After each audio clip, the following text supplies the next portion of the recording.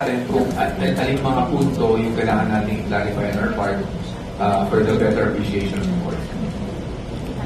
Sir, kanina na-interview si Chairman Garcia, although I don't know kung sasagutin mo, sabi niya, hindi naman...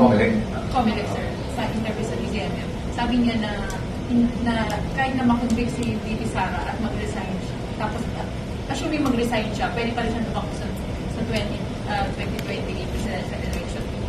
Pinag-uusapan ba yung option na gano'n? Kasi considering may nagpapalutan na nila na may option na mag-resign, allegedly si Hindi po.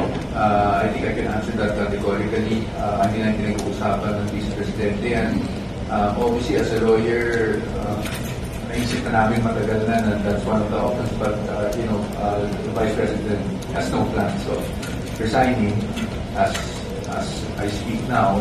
So, she's always considered the 32 million people that voted for her.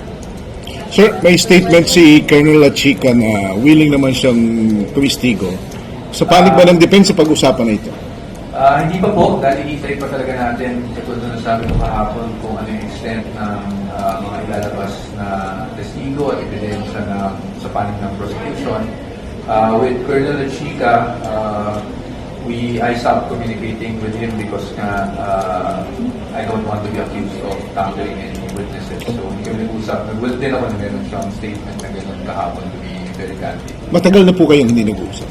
Oo, with Colonel Lachica, with witnesses. Kasi mahirap na eh. Pag ongoing yung proceedings, baka sabihin, kinusap mo, baka kinotes mo, at yung ayaw na sana natin mangyari. So, bago mag-start ang impeachment trial, nag-start na rin kayo, hindi siya kausapin?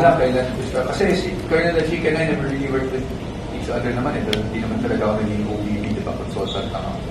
Pero yung sabi niyo sa presiding officer, Sir Senator Cheese, na kung hindi niyo siya papatawag at hindi ipapatawag ng presidente, pwede niya ipatawag ng impeachment contempt. Nasabi niyo yun kanina, and you are citing a case, and so we'll just submit to the impeachment.